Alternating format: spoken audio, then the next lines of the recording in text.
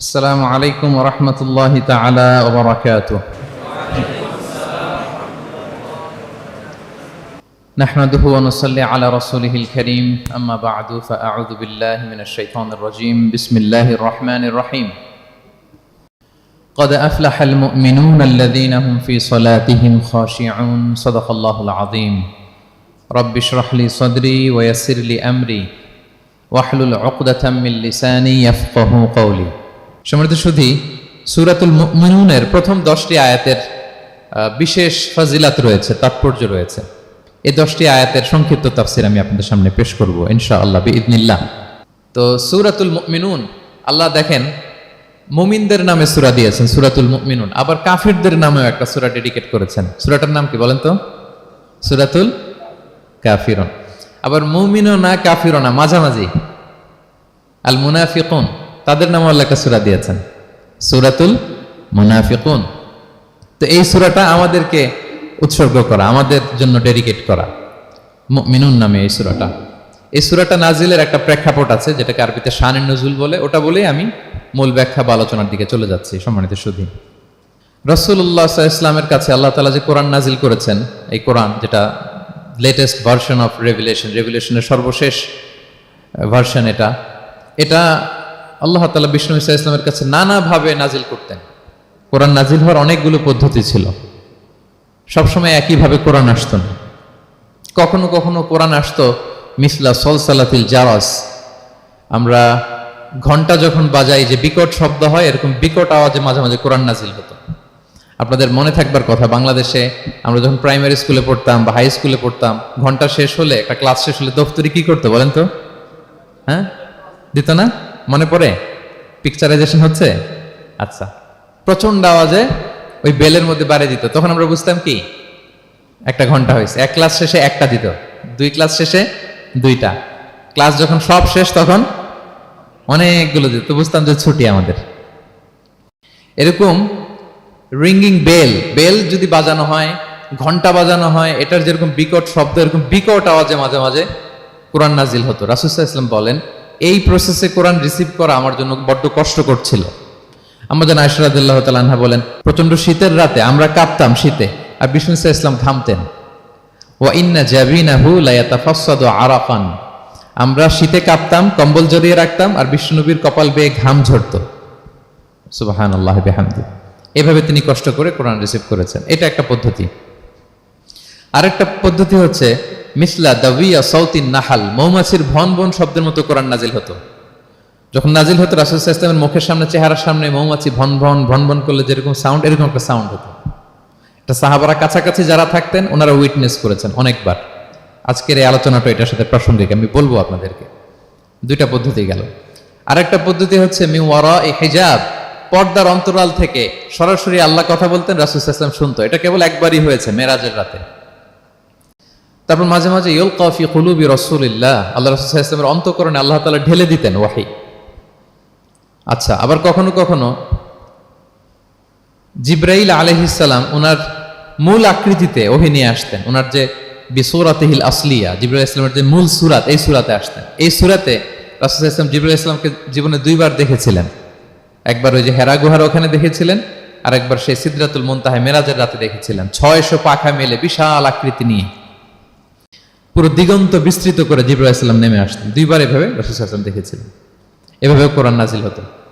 আবার কখনো কখনো রাসূল সাল্লাল্লাহু আলাইহি ওয়াসাল্লাম এই যে হিউম্যান শেপে, মানুষের আকৃতিতে আসতেন, দেখতে মানুষের মতো লাগতো।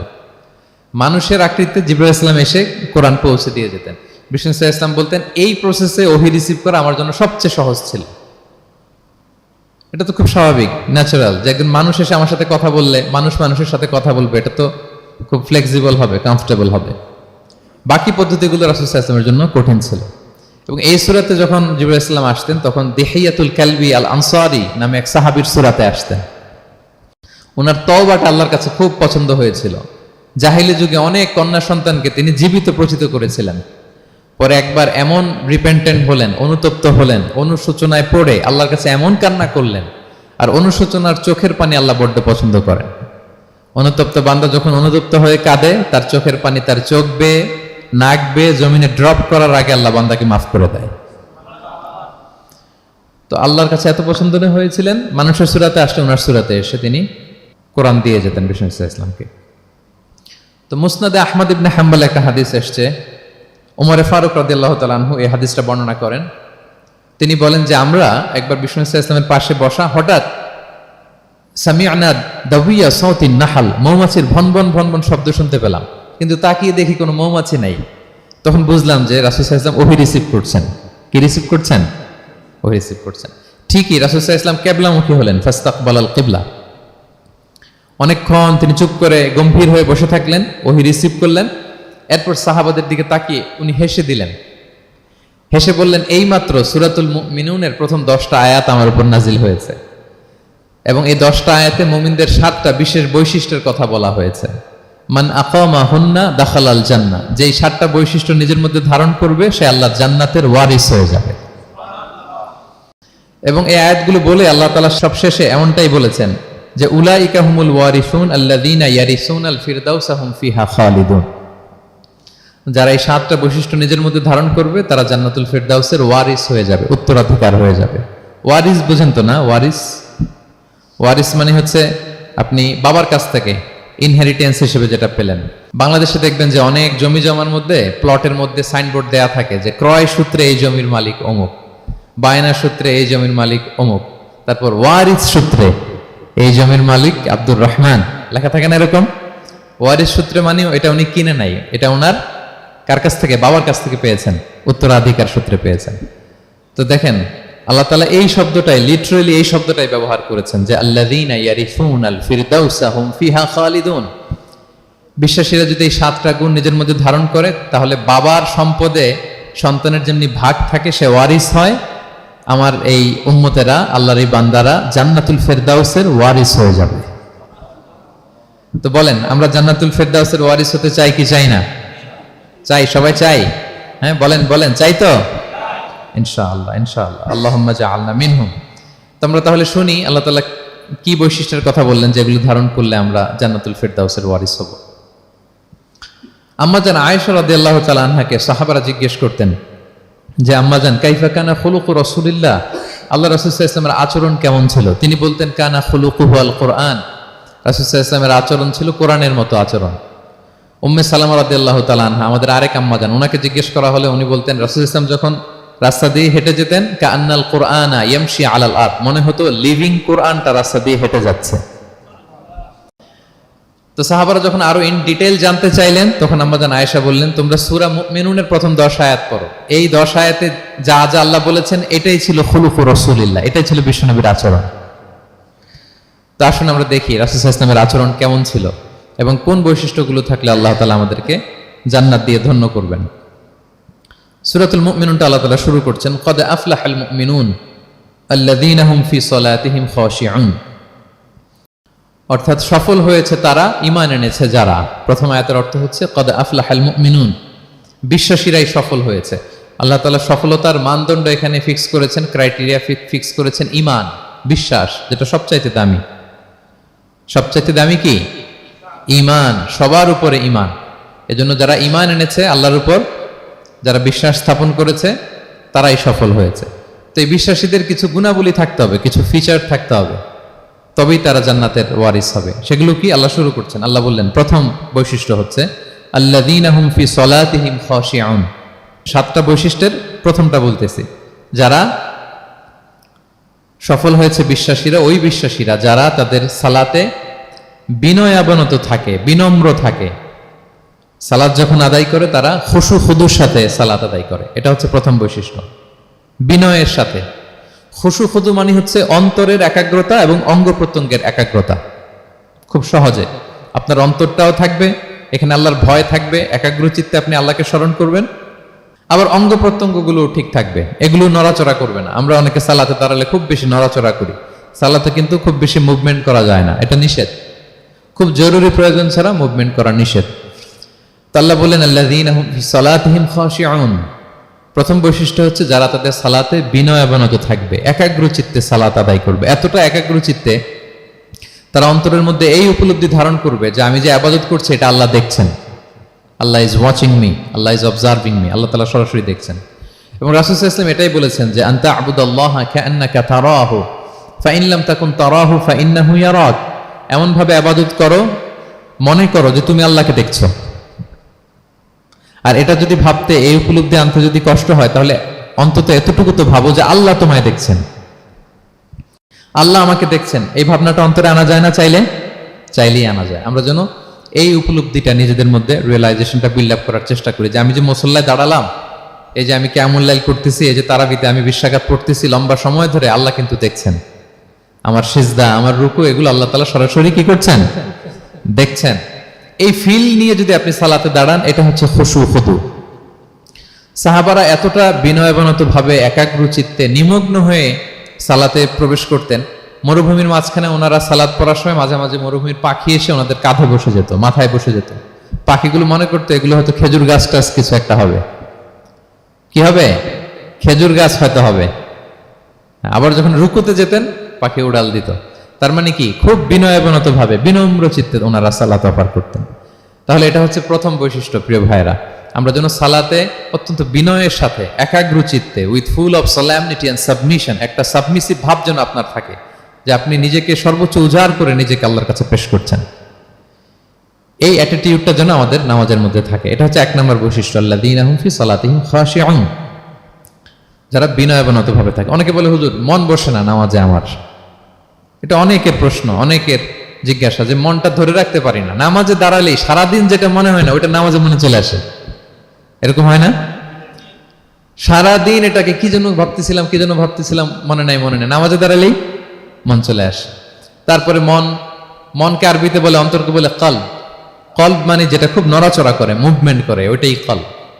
মন দেখবেন এদিকে ছোটে, ওদিকে ছোটে। ওই যে আমরা ছোটবেলায় একটা গান শুনতাম, গানটা হচ্ছে পাগল মন, মন কেন এত কথা বলে। মানে মন এদিকে ছোটে, ওদিকে ছোটে। মনকে ধরে রাখা বড্ড জটিল, কষ্টকর। তো এটা স্বাভাবিক। অনেকেই বলে, হুজুর আমার মন থাকে না নামাজে, একাগ্র চিত্তে নামাজ তো আদায় করতে চাই, কিন্তু মনটাকে ধরে রাখা যায় না।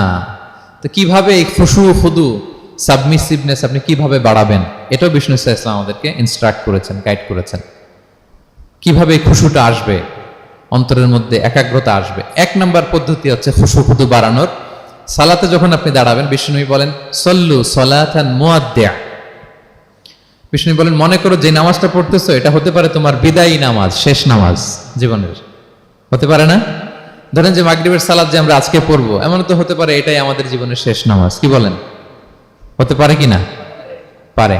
আমরা কে কখন চলে যাব আমাদের তো জানা নাই। তো এই যে মুসল্লায় যখন আমরা দাঁড়াই, তখন কেন আমরা এটা ভাবি না যে it could be the last and final prayer in my life? হতে পারে এটাই আমার জীবনের শেষ নামাজ। এটা যদি আপনি ভাবতে পারেন, তখন দেখবেন ঠিকই আপনার একাগ্রতা, সাবমিসিভনেস এটা বাড়তেছে।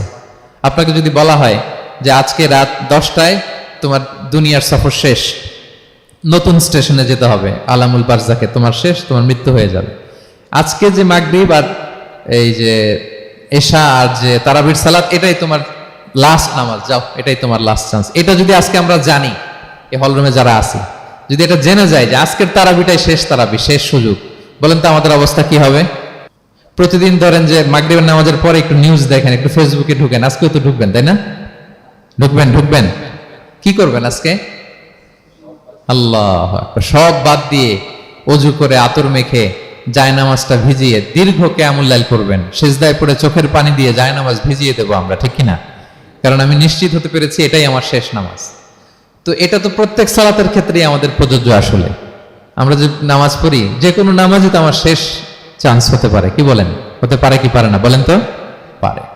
এই টেকনিকটাই রাসূল সাল্লাল্লাহু আলাইহি ওয়াসাল্লাম শিখিয়েছেন, বলেছেন সল্লু সালাতান মুআদ্দিয়া। মনে করে এটাই হতে পারে তোমার জীবনের শেষ নামাজ।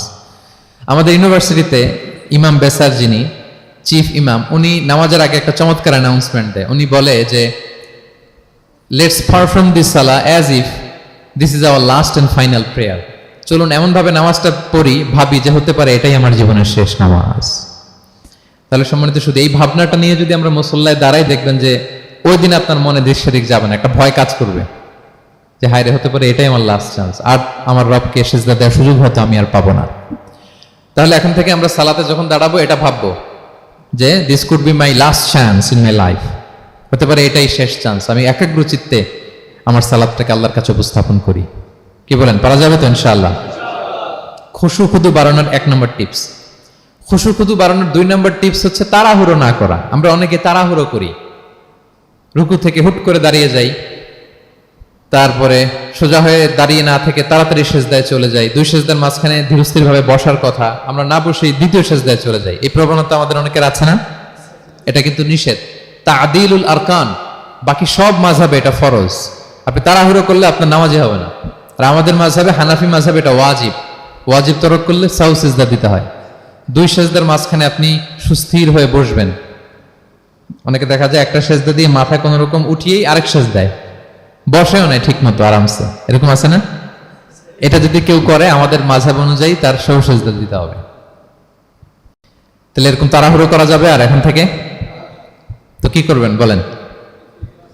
ধীরস্থির ভাবে নামাজ পড়বো। No rushing, no rushing in সালাহ, নো হ্যাস্টিনেস ইন সালাহ। নামাজে রাশ করা যাবে না, রিল্যাক্সের সাথে আমরা নামাজ পড়বো, ধীরস্থির ভাবে নামাজ পড়বো। রুকু সেজদাগুলো খুব চমৎকার ভাবে আদায় করবো। রাসূল সাল্লাল্লাহু আলাইহি ওয়াসাল্লামের রুকু যে দিতেন, ওনার পিঠটা এত স্ট্রেট ফরওয়ার্ড হতো, সাহাবারা বলতেন লাউ ইস্তাকাররা আলাইহিল মা লাসাব্বা আলাইহিল মা আলাস্তাকাররা। পানি ভর্তি 1 গ্লাস পানি যদি রাসূল সাল্লাল্লাহু আলাইহি ওয়াসাল্লামের রুকু দেওয়া পিঠের উপর রেখে দেওয়া হয়, পানিটাও পড়বে না, গ্লাসটাও ভাঙবে না। তার মানে এত স্ট্রেট ফরওয়ার্ড পিঠ ছিল। আবার রাসূল সাল্লাল্লাহু আলাইহি ওয়াসাল্লাম বলতেন আসওয়াউন নাসি সারিকাতান মান ইয়াসরিকু ফিস সালাহ। তিনি বললেন সবচাইতে বড় চোর যে নামাজে চুরি করে। সাহাবারা বললেন ওয়া কাইফা ইয়াসরিকু মিন সালাতিহি ইয়া রাসূলুল্লাহ, নামাজে আবার কিভাবে চুরি করে? রাসূল সাল্লাল্লাহু আলাইহি ওয়াসাল্লাম বললেন লা ইউতিম্মু রুকুআহা ওয়া সুজুদাহা, রুকু সেজদাগুলো সুন্দর করে আদায় করে না, সেই নামাজ চোর। তা আমরা যেন রুকু সেজদাগুলোকে খুব সুন্দরভাবে ধীরস্থির ভাবে যেন আমরা আদায় করি, আমরা যেন তাড়াহুড়ো না করি। রাসূল সাল্লাল্লাহু আলাইহি ওয়াসাল্লাম একবার মসজিদে নববীতে বসা এক সাহাবী এসে নামাজ পড়ে রাসূল সাল্লাল্লাহু আলাইহি ওয়াসাল্লামকে সালাম দিলেন। রাসূল সাল্লাল্লাহু আলাইহি ওয়াসাল্লামের সালামের উত্তর দিয়ে বলেন ইরজি' ফাসাল্লি ফাইন্নাকা লাম তুসাল্লি, যাও তুমি আবার নামাজটা পড়ে আসো, তোমার নামাজ হয়নি। সাহাবী যে আবার নামাজ পড়ে আবার আসলেন, রাসূল সাল্লাল্লাহু আলাইহি ওয়াসাল্লাম আবার বললেন সাল্লি ফাইন্নাকা লাম তুসাল্লি, নামাজ পড়ে আসো, হয়নি। আবার গেলেন, আসলেন, আবার বললেন তুমি নামাজটা পড়ে আসো, হয়নি। এবার তো বেচারা কেঁদে দিয়ে বলে ইয়া রাসূলুল্লাহ লা উহসিনু মিন যালিক, এর চেয়ে ভালো পারি না আমি, আপনি আমাকে শিখিয়ে দেন। রাসূল সাল্লাল্লাহু আলাইহি ওয়াসাল্লাম তখন বললেন যখন নামাজে দাঁড়াবা, ফাতিহা পড়বা আর একটা সূরা মেলাবা, ধীরস্থির ভাবে দাঁড়াবা। যখন রুকুতে যাবা হাত্তা তাতমাইন্না রাকিআন, ধীরস্থির ভাবে রুকু করবা। তুমি তাড়াহুড়ো করেছো, রুকু থেকে যখন সোজা হয়ে দাঁড়াবা ধীরস্থির ভাবে দাঁড়াবা, নাকি তাড়াহুড়ো করবেন? ধীরস্থির ভাবে দাঁড়াবেন, কয়েক সেকেন্ড দাঁড়াবেন, তাসবিহ পড়বেন, এরপরে সিজদায় যাবেন। যখন সিজদায় যাবা হাত্তা তাতমাইন্না সাজিদান, রিল্যাক্স। সালাতের মধ্যে কিভাবে থাকতে হবে? উইথ রিল্যাক্সেশন, রিল্যাক্সের সাথে তুমি সিজদা দিবা। 2 সিজদার মাঝখানে বসে আবার রিল্যাক্স, আবার তুমি ধীরস্থির ভাবে বসবা। এইভাবে পুরো সালাতটা প্রত্যেকটা রাকাত তুমি এভাবে আদায় করবে। তার মানে সালাতে তাড়াহুড়ো করতে বিষ্ণু ইসলাম নিষেধ করেছেন। এমনকি অনেক সময় আমরা রুকু পাবো না বলে দৌড়ে যে সালাতে অংশগ্রহণ করি, এটাও নিষেধ করেছেন। আমরা অনেক সময় এরকম করি না? মাগরিবের নামাজে রুজু করতেছি, ইমাম সাহেব ওয়াদ-দুহা ওয়াল-লাইলি ইযা সাজা, এই সূরাটা তো মুখস্থ, তো টের পাচ্ছি যে আমি এখন মুখ ধুইতেছি আর সূরা দোহা তো শেষ হয়ে যাবে, কোন রকম ওযু করে দৌড়ে যে অংশগ্রহণ করে যাতে রাকাতটা পায়, এটা নিষেধ করেছেন বিষ্ণু ইসলাম। এটা করবেন না। আপনি ধীরস্থির ভাবে ওযু করবেন, ধীরস্থির ভাবে যাবেন, তাড়াহুড়ো করবেন না। আপনি কার সামনে যাচ্ছেন? মালিকুল আমলাক, রাজা ধীরাজ, আরশের অধিপতি। আপনি তাড়াহুড়ো করে গেলে তো আপনি হাঁপাতে হাঁপাতে অস্থির হয়ে যাবেন, ব্রেথ ইন ব্রেথ আউট করতে করতে। ধীরস্থির ভাবে যাবেন, অংশগ্রহণ করবেন। রাসূল সাল্লাল্লাহু আলাইহি ওয়াসাল্লাম বলেন ইদা উকিমাতিস সালাতু ফালা তা'তুহা তাসআউন, নামাজ শুরু হয়ে গেলে দৌড়ে দৌড়ে যে অংশগ্রহণ করবে না। আলাইকুম বিসাকিনা, ধীরস্থির ভাবে যে অংশগ্রহণ করবে। ফামা আদরাকতুম ফাসাল্লু, ধীরস্থির ভাবে যে যতটুকু পাও অতটুকুই পড়ো। ওমা ফাতাকুম ফাআতিমু, যেটা ছুটে যায় নিজে পরে দাঁড়িয়ে আদায় করে নাও। সুবহানাল্লাহি ওয়া বিহামদি, কত সহজ করে দিয়েছেন। তাহলে সালাতে তাড়াহুড়ো করা যাবে? প্রিয় ভাইরা বলেন তো, তাড়াহুড়ো করা যাবে আর আজকে থেকে? না, আমরা তাড়াহুড়ো করবো না, আমরা ধীরস্থির ভাবে যে সালাতে অংশগ্রহণ করবো, তাহলে আপনার খুশু খুদু বাড়বে। 2টা টিপস গেল। 3 নাম্বার হচ্ছে জামাতে সালাত আদায় করতে হবে, তাহলে আপনার একাগ্রতা বাড়বে। সলাতুল জামাআতি তাফদুলু সলাতাল ফাযি বি27 দারাজা, একাকী নামাজ পড়লে যে সওয়াব, জামাতে পড়লে 27 গুণ বেশি সওয়াব। জামাতে পড়বেন। রাসূল সাল্লাল্লাহু আলাইহি ওয়াসাল্লাম সবসময় জামাতে সালাত পড়তেন। ইন্তেকালের আগেও এই সালাতের ব্যাপারে তিনি আমাদেরকে ওসিয়ত করেছেন, বলেছেন আসসালাতু আসসালাত ওয়া মা মালাকাত আইমানুকুম। ইন্তেকালের আগ মুহূর্ত এখনই রুহু কবজ হবে। এর আগে উনি কি বলেছেন? সালাত, উম্মতেরা সালাত, নামাজ, নামাজ যেন নষ্ট না হয়। উমর ফারুক রাদিয়াল্লাহু তাআলা আনহুর সময়ে একজন অগ্নি উপাসক ছিল, তার নাম আবু লুলু আল মাজুসি। উনি মুগীরা ইবনে শুআবা রাদিয়াল্লাহু তাআলা আনহু নামে এক সাহাবীর দাস ছিলেন, মুকাতাব দাস। কন্ট্রাক্ট ছিল যে এত টাকা দিলে তাকে আজাদ করা হবে। তো এই অগ্নি উপাসক মাজুসি এসে ওমর ফারুককে বলে, খলিফাতুল মুসলিমিন, আমার মালিক সাহাবী মুগীরা আমার কাছে প্রতিদিন অনেক টাকা চার্জ করে। উনি বললেন, তাই নাকি? কত চার্জ করে? বলে যে এত চার্জ করে। তো বলতেছে, আচ্ছা তুমি তাহলে কি কাজ করো, কি কাজ জানো? বলে যে আমি খঞ্জর বানাতে জানি, ছুরি, ছোট ছুরি আর কি। বলতেছে, ওরে আল্লাহ, যারা খঞ্জর বানাতে জানে তারা তো অনেক টাকা মেক করে, সেই হিসাবে তো মুগীরা বেশি চার্জ করে না, অল্পই চার্জ করছে। সে ইনসাফপূর্ণ চার্জই করেছে। কিন্তু এই আবু লুলু আল মাজুসির এই কথাটা পছন্দ হয় না, সে রাগান্বিত হয়ে গেল, হয়ে বলে, ওমর, সবার ক্ষেত্রে তুমি নরম আর আমাকে তুমি কঠিন নিয়ম শেখাও না, দাঁড়াও তোমাকে আমি দেখাচ্ছি। মনে মনে বলতেছে এটা। রেগে মেগে সে বাড়িতে এসে আজকে একটা খঞ্জর বানাইছে, দুই মুখ খঞ্জর, ওয়া মাকবাদাতুহু ফি ওয়াসাতি, এটার হ্যান্ডেলটা মিডলে, এদিকেও মাথা এদিকেও মাথা, এটার ধার করে প্রতিদিন বিষ মাখায় এটাতে। আর মনে মনে বলে, ওমর দাঁড়াও তোমাকে আজকে আমি দেখাবো। তো ওমর ফারুককে আল্লাহ তাআলা স্বপ্নে দেখিয়েছেন যে একটা লাল মোরগ ওনাকে 3টা ঠোকর মেরেছে। উনি সাহাবাদের কাছে বলেছেন যে আমি স্বপ্নে দেখেছি একটা লাল মোরগ আমাকে 3টা ঠোকর মেরেছে। তো সে খঞ্জরকে ধার দিয়ে একদিন ফজরের নামাজে, ওয়াকানু ইউসাল্লুনা বিগালাস, ওনারা খুব অন্ধকার থাকতে ফজরের নামাজ পড়তো। সে বুরনুস, এক ধরনের জুব্বা যেটার মাথা আছে, ওটা পরে হুডির মতো আর কি, হুডি চেনেন তো না, হুডির মতো একটা জুব্বা পরে সে অন্ধকারে, সে তো আসলে অমুসলিম, সাহাবাদের সাথে পিছনে দাঁড়াইছে নামাজের ভান করার জন্য, আর এই খঞ্জরটা নিয়ে গেছে সাথে। ওমর ফারুক ফজরের সালাত শুরু করলেন, প্রথম রাকাত শেষ করলেন, দ্বিতীয় রাকাতের জন্য যখন দাঁড়াইছেন তখনই সে প্ল্যান মাফিক খঞ্জর বের করে ওমর ফারুকের পেটের মধ্যে 3বার স্টেবিং করলেন, আঘাত করলেন। করার সাথে সাথে ওমর ফারুক উল্টে পড়ে গেলেন আর বললেন, কাতালানি আল কালব, কোন এক কুকুর আমাকে আঘাত করেছে। তো সাহাবার ওমর ফারুককে ধরলেন, আর এই অগ্নি উপাসক এই খঞ্জর নিয়ে কাতারের মাঝখান দিয়ে 2 দিকে খঞ্জর চালাতে চালাতে যাচ্ছিলেন। যে সাহাবাই ধরে সেই আঘাতপ্রাপ্ত হয়ে ওখানে 7 থেকে 10 জন স্পট ডেথ, জায়গায় মারা গেছে। পরে এক সাহাবী নিজের জামা খুলে তার গায়ে ছুঁড়ে মারছে, তখন সে ওইটাতে পেঁচিয়ে পড়ে গেছে। যখন বুঝে গেছে যে আমাকে ধরে ফেলবে, সে সুইসাইড করে ফেলছে, নিজেকে নিজে মেরে ফেলছে। তো ওমর ফারুক তো বেহুশ, ওনাকে নিয়ে যাওয়া হলো, পিছন থেকে একজন নামাজের ইমামতি করলেন। তো ওমর ফারুক রাদিয়াল্লাহু তাআলা আনহু হুশ ফিরে পেলেন।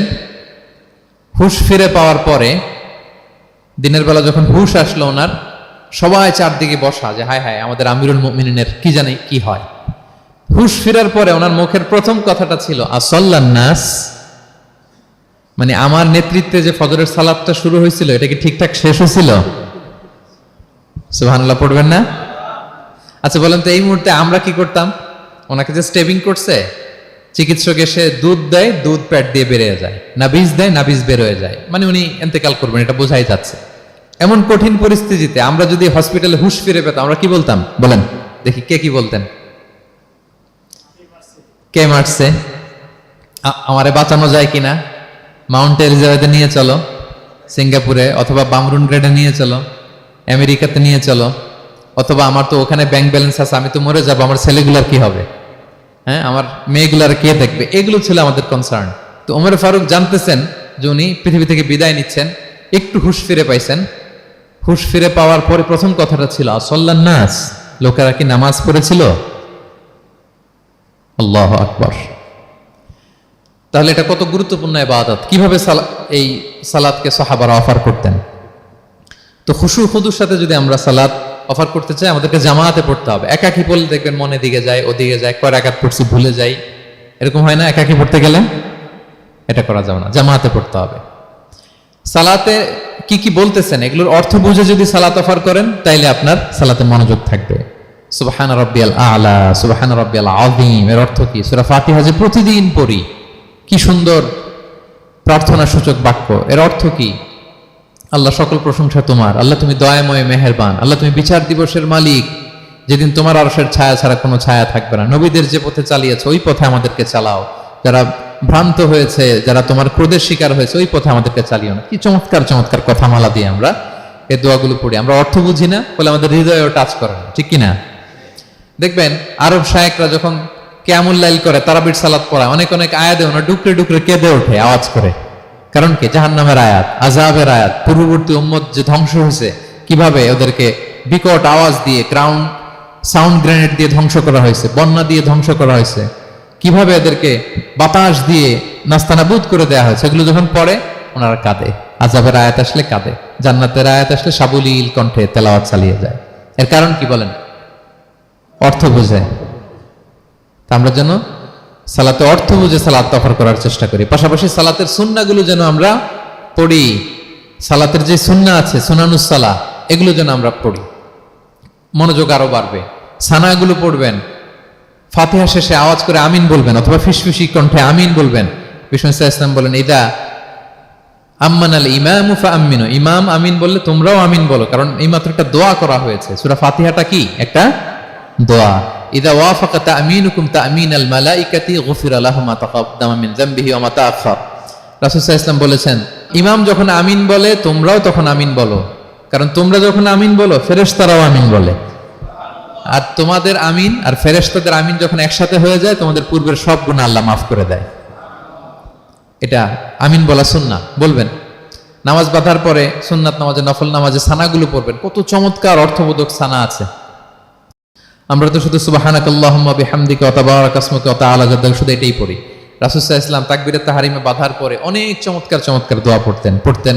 ইন্না সলাতি ওয়া নুসুকি ওয়া মাহইয়ায়া ওয়া মামাতি লিল্লাহি রাব্বিল আলামিন। আমার সালাত, আমার ইবাদত, আমার জীবন মরণ সবটাই কার জন্য? এই দোয়াটা পড়তেন শুরুতেই। তারপর পড়তেন ওয়াজ্জাহতু ওয়াজহিয়া লিল্লাযী ফাতারাস সামাওয়াতি ওয়াল আরদা হানিফা ওয়া মা আনা মিনাল মুশরিকিন। আমার সবকিছুকে আমি এক সত্তার দিকে ফেরালাম, একনিষ্ঠ হয়ে। আর আমি মুশরিক নই, আমি আল্লাহর দিকে একনিষ্ঠ হলাম। এই দোয়াগুলো পড়তেন। আল্লাহুম্মা বাঈদ বাইনি ওয়া বাইনা খাতায়ায়া কামা বাআদতা বাইনাল মাশরিকি ওয়াল মাগরিব। আল্লাহুম্মা নাক্কিনি মিন খাতায়ায়া কামা ইউনাক্কা আস-সাওবুল আবয়াদু মিনাদ দানাস। আল্লাহুম্মা ইগসিল খাতায়ায়া বিল মাই ওয়াস সালজি ওয়াল বারাদ। এগুলো সানা, এগুলো যে সানা আমরা জানিই না। সানা মানে হচ্ছে প্রশংসা সূচক কথা। আমরা শুধু সুবহানাকাল্লাহুম্মা বিহামদিকা এতটুকুই পড়ি। রাসূল ইসলাম বলতেন, আল্লাহ আমার আর আমার গুনার মাঝে এতটুকু দূরত্ব করে দাও, পূর্ব থেকে পশ্চিম যত দূর, আমার আর আমার গুনার বোঝার মাঝে এতটুকু দূরত্ব তুমি করে দাও। সাদা কাপড় যেমনি ধুয়ে ফকফকা করা হয়, আল্লাহ আমাকে তুমি গুনামুক্ত করে এরকম ফকফকা সাদা বানিয়ে দাও, শুভ্র বানিয়ে দাও। আল্লাহ আমাকে তুমি বরফ দিয়ে, ঠান্ডা পানি দিয়ে, তুষারপাত দিয়ে ধুয়ে আমার গুনাহগুলো তুমি পরিষ্কার করে আমাকে তুমি নিষ্পাপ করে দাও। এগুলো বলে এরপরে আলহামদুলিল্লাহ রাব্বিল আলামিন সূরা ফাতিহা শুরু করতেন। সালাম ফিরানোর আগে বিষ্ণু সাল্লাল্লাহু আলাইহি ওয়াসাল্লাম দোয়া মাসুর পড়তেন। কত চমৎকার মাসুর দোয়া আছে। আবার বিষ্ণু বলতেন, লা ইউসাল্লিমান্না আহাদুকুম হাত্তা ইয়াতাআওয়াযা আন আরবা' মিন আযাবিল কবর, মিন আযাবি জাহান্নাম, মিন ফিতনাতিল মাহইয়া ওয়াল মামাত ওয়া মিন ফিতনাতিল মাসিহিদ দাজ্জাল। আমার কোন উম্মত যেন সালাম ফিরানোর আগে এই চারটা জিনিস থেকে পানাহ চাওয়া ছাড়া যেন সালাম না ফিরায়। একটা কি? আল্লাহ তুমি জাহান্নামের আযাব থেকে বাঁচাও, আল্লাহ তুমি কবরের আযাব থেকে বাঁচাও, আল্লাহ জীবন মরণের ফিতনা থেকে বাঁচাও, আল্লাহ তুমি দাজ্জালের ফিতনা থেকে বাঁচাও। পড়ে না আমিন? তো এত এঙ্গেজমেন্ট যদি আপনার নামাজে থাকে, আপনার মন এদিক সেদিক যাবে? হ্যাঁ, আপনি অর্থ খেয়াল করতেছেন, আযাবের আয়াত আসলে আপনি অশ্রুসিক্ত হচ্ছেন, আপনি দোয়ায়ে মাসুর পড়ছেন, আপনি সানা পড়ছেন, আপনি দীর্ঘ সময় কিয়ামুল লাইল করতেছেন, আপনার মনে এদিক সেদিক ছুটবে? বলেন তো ছুটবে না। এই টিপস গুলো বিষ্ণু সাল্লাল্লাহু আলাইহি ওয়াসাল্লাম শিখিয়েছেন। এগুলো যদি আমরা পালন করি, তাহলে আল্লাযীনা হুম ফি সালাতিহিম খাশিউন, বিনম্র চিত্তে সালাত আদায়কারী হিসেবে আমরা আল্লাহর কাছে পরিগণিত হব। তাহলে প্রথম নাম্বার শর্তটা বুঝতে পারছেন কিভাবে সালাত আদায় করতে হবে? হ্যাঁ, বলেন তো একজন, কি করতে হবে? কিভাবে সালাত? খুশুর সাথে, বিনয়বনত চিত্তে, সাবমিসিভ ভাবে, নাকি তাড়াহুড়ো করবেন? কিভাবে পড়বেন নামাজ? ধীরে সুস্থে, উইথ রিল্যাক্স। 2 নম্বর আল্লাহ বলেন ওয়াল্লাযীনা হুম আনিল লাগবি মুরিদুন।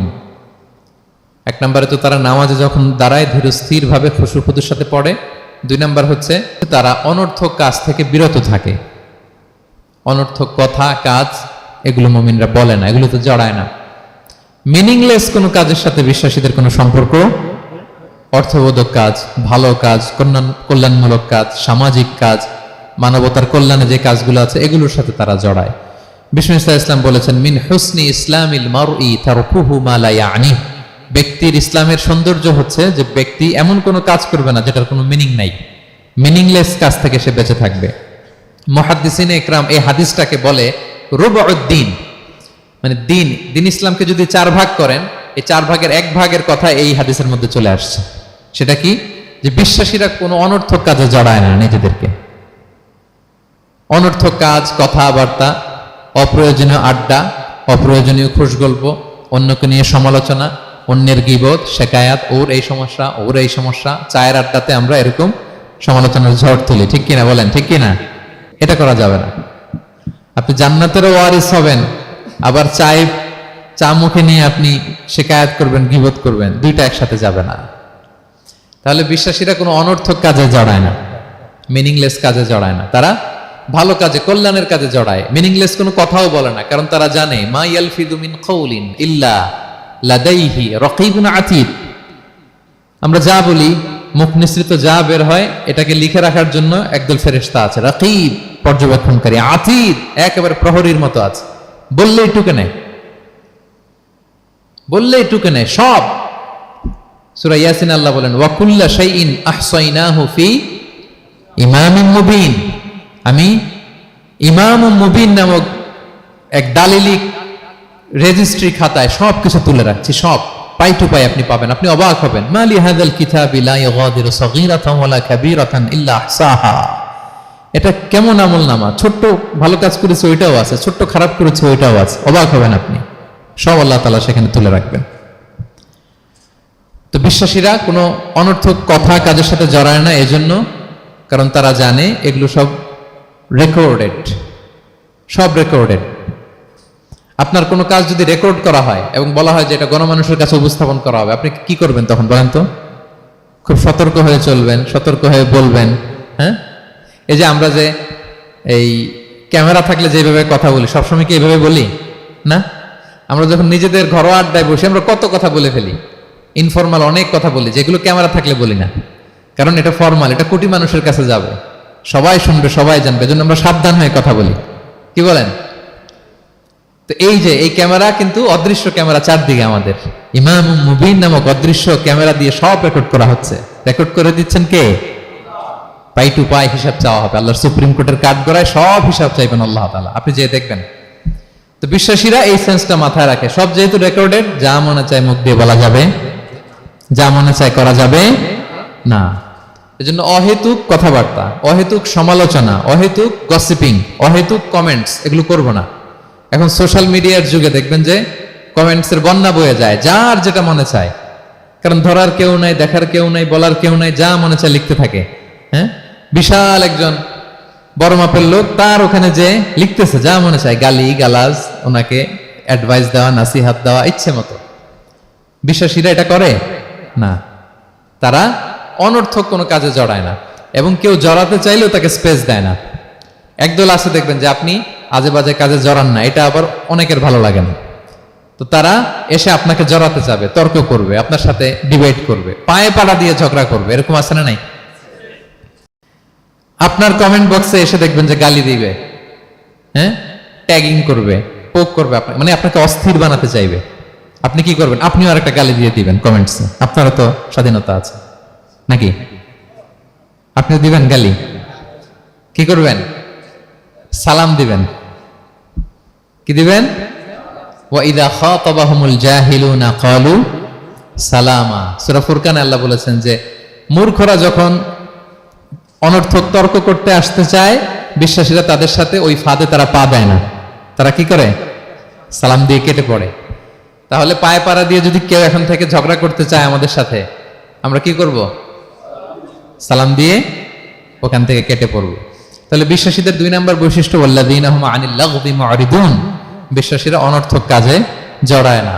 3 নম্বর হচ্ছে ওয়াল্লাযীনা হুম লিযাকাতি ফাইলুন, বিশ্বাসীরা তাদেরকে যদি আল্লাহ তাআলা ধন সম্পদ দিয়ে সমৃদ্ধশালী করে, তারা যাকাত দেয়।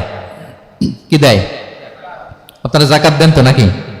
দেখে তো মনে হচ্ছে সবাই ব্যবসায়ী, হ্যাঁ, চেহারা দেখে মনে হচ্ছে মাশাআল্লাহ অনেক সম্পদের মালিক। যাকাত দিতে হবে। আমরা যে যাকাত দেই, এটাকে আমরা করুণা করি বলেন তো? না, যাকাত হচ্ছে গরিবের হক। ওয়াফি আমওয়ালিহিম হাক্কুন লিসাইলি ওয়াল মাহরুম, আল্লাহ বলে ধনীদের সম্পদে গরিবদের অধিকার আছে। তা আপনি যখন কারো অধিকার দিলেন, আপনি কি তার প্রতি করুণা করলেন? হ্যাঁ, অধিকার কি করুণা বলেন তো? না, আপনার সম্পদে গরিবের অধিকার। আপনি করুণা করেন নাই, বরং আপনার থেকে জাকাত নিয়ে ওই গরিব আপনাকে করুণা করে গেছে। কারণ জাকাত নেয়া তার জন্য আবশ্যক না, আপনার দেয়া আবশ্যক। ও যদি বলে আমি জাকাত দিব না, তো আপনি কারে দিবেন? ও জাকাত গ্রহণ করে আপনাকে বাঁচালো। তাহলে credit goes to them, thanks goes to them. Islam চায় এই যে অর্থনৈতিক তারল্য, এটা সমাজে সবার কাছে থাক। এক পাশে গাছতলা, আরেক পাশে পাঁচতলা, এরকম বিভাজন ইসলাম চায় না। ইসলাম চায় সবার হাতে টাকা পয়সা থাক। কাইলা ইয়াকুনা দুলাতান বাইনাল আগনিয়াই মিনকুম, টাকা পয়সা যেন শুধু ধনীদের মধ্যে সার্কুলেট না হয়, সবার কাছে যেন যায়। এজন্য আল্লাহ বলেন তোমাদের সম্পদে গরিবের অধিকার আছে। এটা করুণা না, এটা অধিকার। আর যদি এই ফরজ ইবাদত আপনি আদায় না করেন, আল্লাহ বলেন কঠিন শাস্তি তোমাদের জন্য অপেক্ষা করছে। আল্লাযীনা ইয়াকনিজুনা আয-যাহাবা ওয়াল ফিদ্দাতা ওয়া লা ইউনফিকুনহা ফি সাবিলিল্লাহ ফাবাশশিরহুম বিআযাবিন আলীম। স্বর্ণ জমায়, রূপা জমায়, ব্যাংক ব্যালেন্স, যাকাত দেয় না, তাদের জন্য কঠিন আযাব, কঠিন আযাবের সুসংবাদ দিয়েছেন আল্লাহ। দুঃসংবাদ না, সুসংবাদ। মানে হেয় করে, তুচ্ছ করে আল্লাহ তাআলা বলেছেন। ছেলে ইংরেজি পরীক্ষায় ফেল করছে, মা বলে ফেল করছে না, পড়াশোনা তো নাই, তোমার বাবা আসুক, এমন মাইট দিবে, মাইট দিলে মজা টের পাবা। আচ্ছা বলেন তো, মাইট দিলে কি মজা লাগে না ব্যথা লাগে? কিন্তু মা কি বলছে? মজা টের পাবা। মানে ওরে তুচ্ছ করে, তাচ্ছিল্য করে বলছে, মায়ের তীব্রতা বোঝানোর জন্য বলছে যে এমন মাইট দিবে, টের পাবা, দাঁড়াও, তোমার বাবা আসুক আজকে ঘরে। আল্লাহ ওইটাই বললেন। এই সম্পদগুলোকে লোহার খুন্তি বানিয়ে জাহান্নামের আগুনে পোড়ানো হবে। 3 জায়গায় ছাকা দেওয়া হবে। তুকুয়া বিহা জিবাহুহুম, কপালে, পাজরে, পিঠে।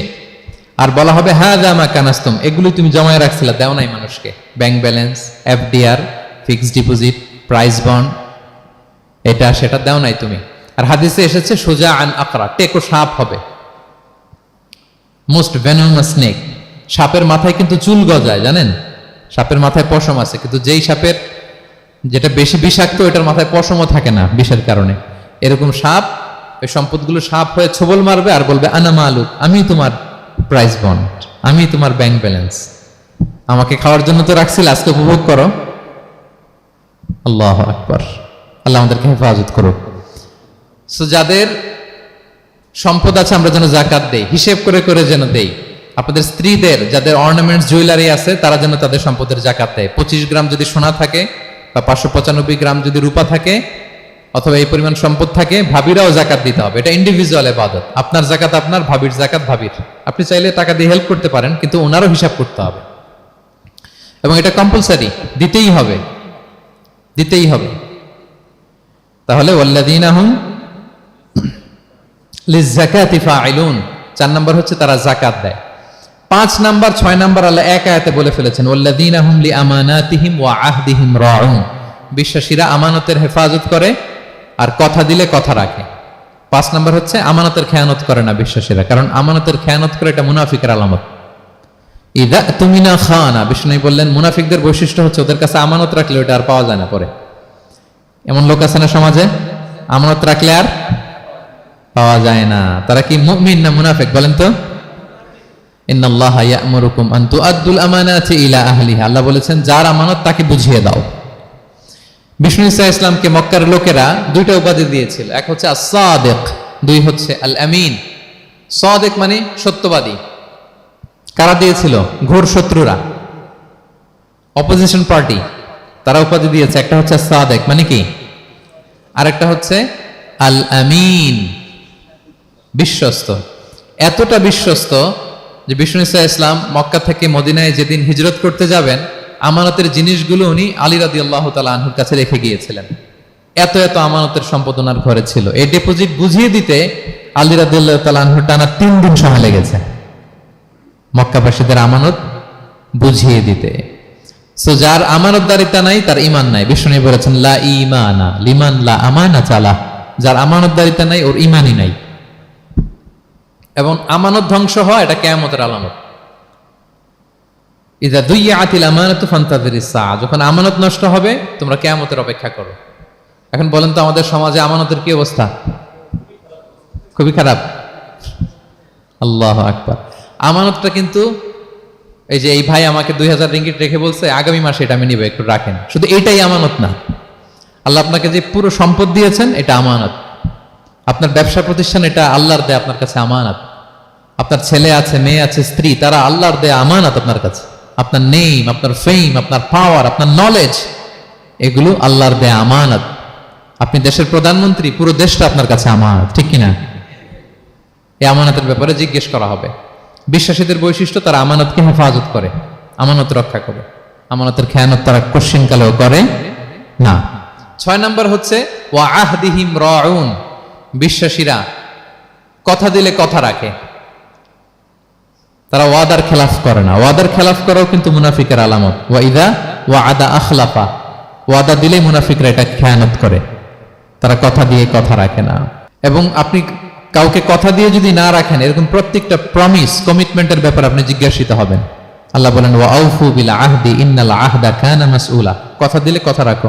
ছেলে মেয়েদের কথা দিলে কথা রাখবেন, বন্ধু বান্ধবদেরকে কথা দিলে কথা রাখবেন, স্ত্রীকে কথা দিলে কথা রাখবেন। প্রমিস দিলে এটা রাখতে হবে, কারণ এ ব্যাপারে জিজ্ঞেস করা হবে। নবীদের মধ্যে ইসমাঈল আলাইহিস সালাম ওয়াদা রক্ষার ব্যাপারে খুব বেশি সোচ্চার ছিলেন। সব নবীরাই ছিলেন, উনি বেশি সোচ্চার।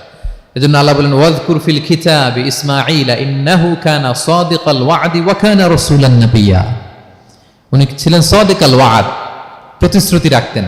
এক লোকের সাথে ওনার কথা হলো যে আগামীকাল বিকেলে ওনারা দেখা করবেন। ইসমাঈল সাল্লাম বিকেলবেলা আগামীকাল যে এক গাছের নিচে কমিটমেন্ট ছিল, যে অপেক্ষা করলেন, কিন্তু ওই লোক আসে নাই, ভুলে গেছে। ইসমাঈল সাল্লাম ভাবলেন আজকে ভুলে গেছে, মনে হয় আগামীকাল আসবে, আগামীকাল আমি যাব। এরপরের দিন আল্লাহ নবী ইসমাইল যে ওই লোকের জন্য ওখানে হাজির, কিন্তু ওই লোক ওই দিনও আসে নাই। ইসমাইল সাল্লাম বললেন মনে হয় এরপরের দিন আসবে। ইসমাইল সাল্লাম এরপরের দিনও যায় হাজির। এভাবে একদিন দুই দিন না, টানা 30 দিন উনি আসরের পরে ওই গাছের নিচে ওই লোকের জন্য অপেক্ষা করেছেন। কারণ ইন্নাল আহদা কানা মাসউলা, কথা দিলে কথা রাখতে হবে। দেখেন আমরা কথা দিয়ে কথা রাখি তো নাকি? রাখেন রাখেন, সবাই বলে না, এই চেষ্টা করতে হবে, রাইট? কথা দিলে আমরা যেন কথা রাখি। সব শেষে 7 নম্বর আল্লাহ বললেন ওয়াল্লাযীনা হুম আলা সালাওয়াতিহিম ইউহাফিজুন, বিশ্বাসীরা তাদের সালাত হেফাজত করে। একটু খেয়াল করে দেখেন, 7টা গুণের প্রথমটাও কি নিয়ে? সালাত নিয়ে, আবার শেষটাও। তার মানে কি বোঝা গেল? এটা বেশি গুরুত্বপূর্ণ না কম গুরুত্বপূর্ণ? সব নষ্ট হতে পারে, মুমিনের নামাজ নষ্ট হতে পারে, নামাজকে হেফাজত করতে হবে। হাফিজু আলা সালাওয়াত, আল্লাহ বললেন তোমাদের নামাজগুলোকে তোমরা হেফাজত করো। আগের যুগের উম্মতেরা সিনাগোগে না গেলে ইবাদত করতে পারতো না, চার্চে না গেলে ইবাদত করতে পারতো না, কিন্তু আমরা মসজিদেও নামাজ পড়তে পারি, বাইরেও পড়তে পারি। 5টা বিশেষ বৈশিষ্ট্য আল্লাহ তাআলা বিশ্বনবী সাল্লাল্লাহু আলাইহি ওয়াসাল্লামকে দিয়েছিলেন। এর মধ্যে একটা হচ্ছে জুইলাত লি আল আরদু কুল্লুহা মসজিদান ওয়া তাহুরা, আল্লাহ আমার জন্য পুরো জমিনটারে মসজিদ বানায় দিয়েছে। পুরো জমিন, আপনি ফ্লাই করতেছেন, বিমানে পড়তে পারবেন, আপনি সাগরে আছেন, জাহাজে পড়তে পারবেন, আপনি বিকেলবেলা মাঠে আছেন, ওযু থাকলে আল্লাহু আকবার বলে দাঁড়ায় যাবেন, বন্ধুদেরকে নিয়ে যে কোনো জায়গায় নামাজ পড়া যায়, ঠিক কিনা? এই নামাজ নিয়ে কোনো এক্সকিউজ চলবে না। No excuse will be granted that day. দাঁড়িয়ে পড়তে পারেন না, বসে পড়তে হবে। বসে পারেন না তো শুয়ে পড়তে হবে। শুয়ে পারেন না তো ইশারায় পড়তে হবে। ওযুর জন্য পানি নাই তো তায়াম্মুম করে পড়তে হবে, ঠিক কিনা? হাফিজু আলাস সালাওয়াত, সালাতের ব্যাপারে সচেষ্ট হও, কারণ এটা প্রথম হিসেব চাইবেন আল্লাহ। আল্লাহ বলেন আউয়ালু মা ইউহাসাবু বিহিল আবদু ইয়াউমাল কিয়ামাতি আস-সালাহ, কিয়ামতের সর্বপ্রথম হিসেব হবে নামাজের। আওয়াজ করে বলেন কিসের? ফা ইন সালুহাত সালুহা সাইরু আমালি, নামাজের হিসেব যদি সহজ হয় সব সহজ, আর নামাজের হিসেব যদি গন্ডগোল হয় পুরো আমল নামায় গন্ডগোল লেগে যাবে। প্রিয় ভাইরা, তাই আমরা যেন সালাতের ব্যাপারে যত্নবান হই, আমরা যেন খুশু খুজুর সাথে সালাত পড়ি, আমরা যেন অনর্থক কথাবার্তা কাজ থেকে যেন বেঁচে থাকি। আল্লাহ যাদেরকে আমাদেরকে সম্পদ দান করেছেন, আমরা যেন ফরজ যাকাতটুকু আদায় করি, আমরা যেন আমানতের ব্যাপারে সাবধান হই, সচেতন হই, আমানতকে যেন রক্ষা করি, আমরা যেন কথা দিলে কথা রাখি, এবং যে কোনো মূল্যে আমরা যেন সালাতকে হেফাজত করি। আমাদের সব মিস হতে পারে। কাজকে আমরা বলবো যে নামাজ আছে, নামাজকে বলা যাবে না আমার কাজ আছে, ঠিক কিনা বলেন? আওয়াজ করে বলেন ঠিক কিনা? কাজকে কি বলবো আমরা? নাকি নামাজকে বলবেন আমার একটু কাজ আছে?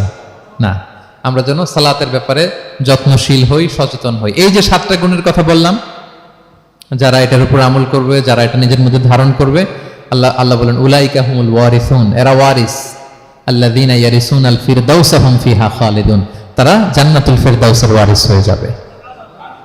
আমরা যেন এই ভালো গুণগুলো, এই বৈশিষ্ট্যগুলো, এই ফিচার্সগুলো যেন নিজেদের মধ্যে আত্মস্থ করতে পারি, এবং জান্নাতুল ফিরদাউসের ওয়ারিস যেন আমরা হতে পারি। আল্লাহ তাআলা আমাদের সবাইকে কথাগুলো বোঝার ও আমল করার তৌফিক দান করুক। হাযা মা ইনদি ওয়াল ইলমু ইনদাল্লাহি আলাইহি তাওয়াক্কালতু ওয়া ইলাইহি উনীব। আসসালামু আলাইকুম ওয়া রাহমাতুল্লাহি তাআলা ওয়া বারাকাতুহু।